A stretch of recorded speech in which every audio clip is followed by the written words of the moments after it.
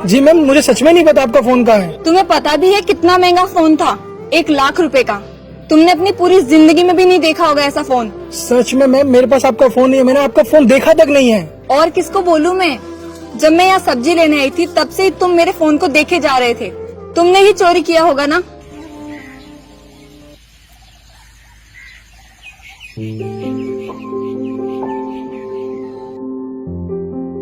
ये मेरी दुकान है।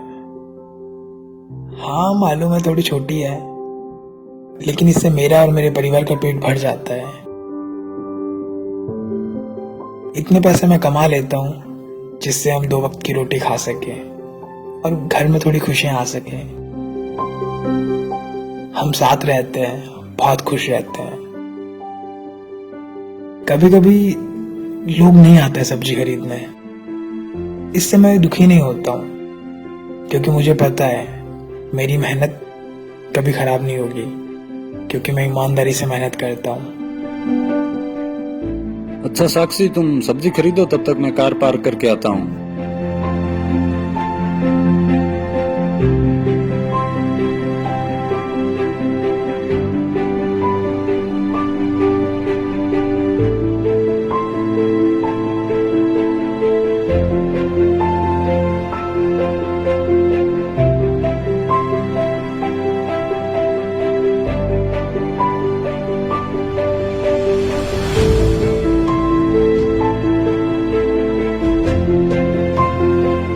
कभी 100 कभी 200 रुपए आ जाते हैं और हमारे परिवार इससे बहुत खुश हो जाता है।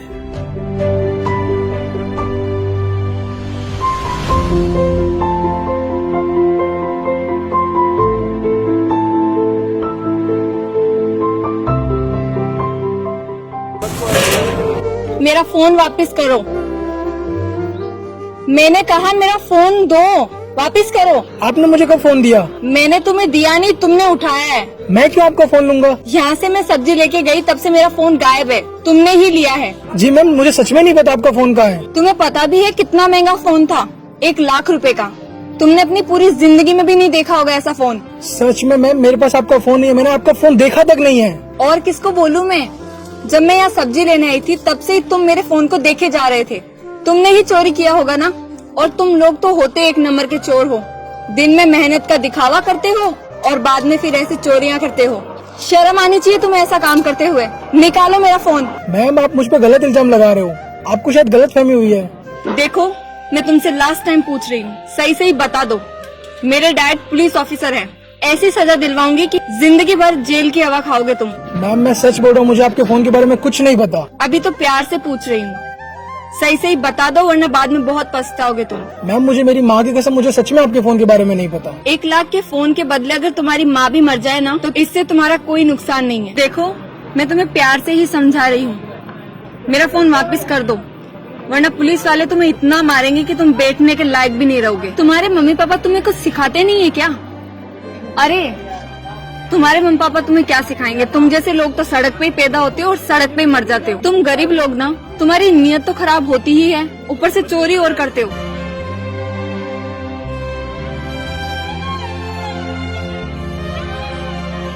जेब चेक करो अपना।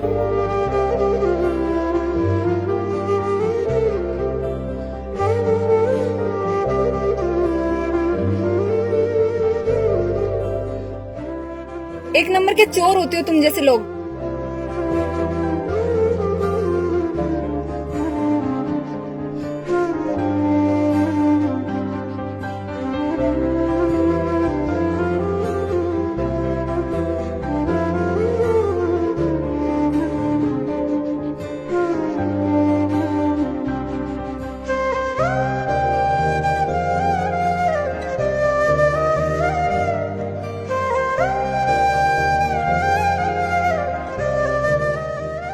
देखो, मेरे हस्बैंड आ गए ना, वो तुम्हें बहुत मारेंगे। मेरा फोन दे दो। सच में मैम, मेरे पास आपका फोन नहीं है, मैंने आपका फोन देखा तक नहीं है। अरे मैडम, क्या हुआ? परेशान कर रहा है क्या सब्जी वाला? अरे देखो ना, मेरा फोन चोरी कर लिया और दे भी नहीं रहा है। क्यों भाई, चोरी करता है? अभी बताता हूँ तुझे।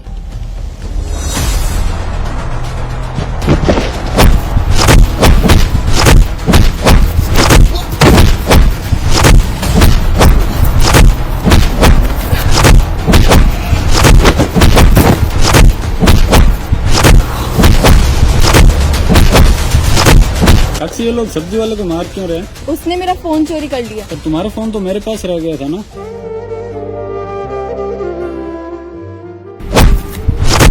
अरे अरे भैया छोड़ दो इसको, फोन मिल गया मेरा।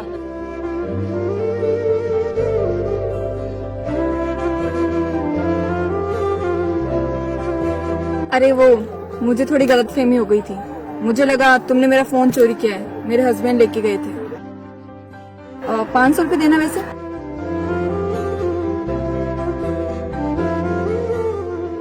ये लो तुम्हारे सारे नुकसान के लिए और जो तुम्हारे साथ हुआ।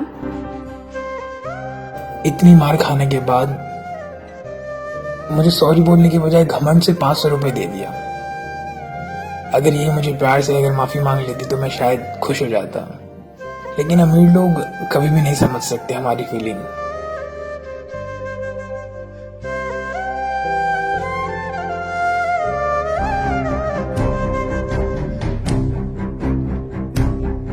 ये तुम्हारे पैसे, वही तुम भूल गई थी। तुमसे मैं कुछ कहना चाहता हूँ, कभी भी किसी पे शक करने से पहले तुम ये देख लो कि सामने वाला सही है या गलत, क्योंकि कभी कभी हम जोश में फैसला ले लेते हैं, उससे सामने वाले की जिंदगी खराब हो जाती है। तो पहले ये तुम देख लो कि सामने वाला सही है या गलत, तभी कोई फैसला लो। और तुमने क्या कहा था कि 1 लाख रुपए के लिए मैं अपनी माँ को मार दूंगा, इसमें मेरा कोई नुकसान नहीं। माँ सबके लिए इम्पोर्टेंट होती है, चाहे तुम्हारी हो चाहे मेरी हो।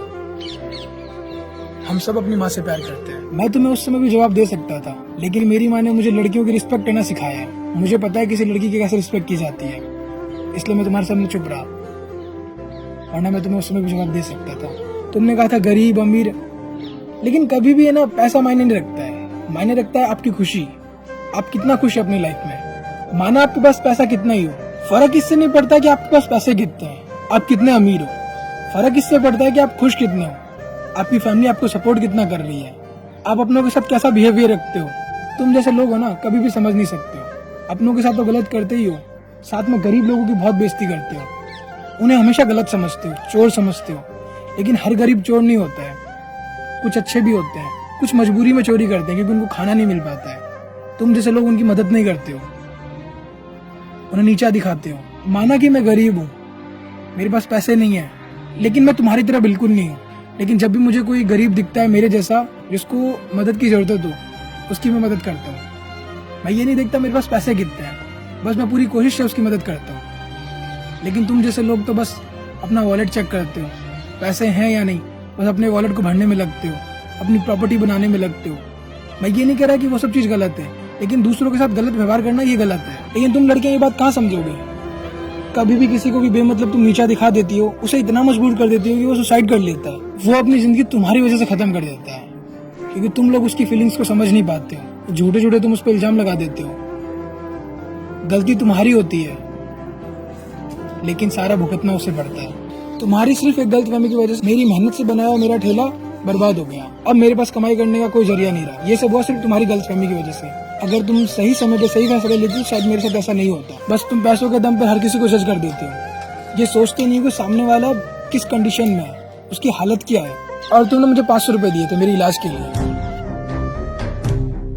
मैं तुम्हें 1000 रुपए दे रहा हूँ। ये 1000 रुपए मैं तुम्हें इसलिए दे रहा हूँ, आइंदा से कभी तुम्हें कोई मेरी तरह दिख जाए जिसे मदद की जरूरत हो तो उसकी मदद कर देना।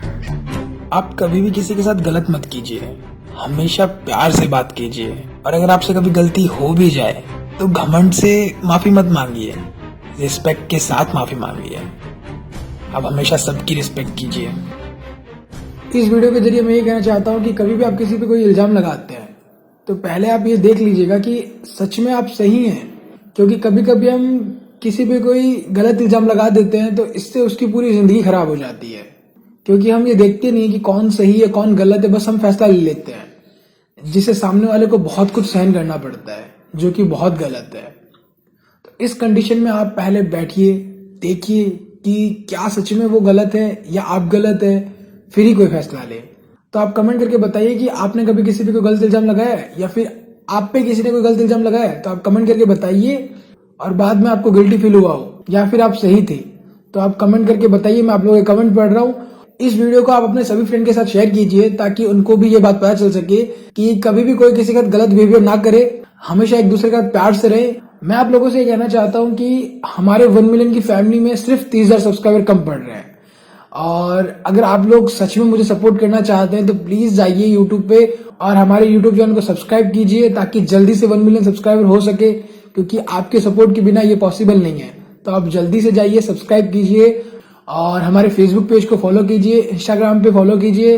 अगर आप लोगों को वीडियो अच्छी लगी है तो लाइक कीजिए, सब्सक्राइब कीजिए और शेयर कीजिए और कमेंट करके बताइए कि वीडियो की क्या चीज आपको सबसे ज्यादा अच्छी लगी थी। हमेशा ऐसे मुस्कुराते रहिए, खुश रहिए। Thank you.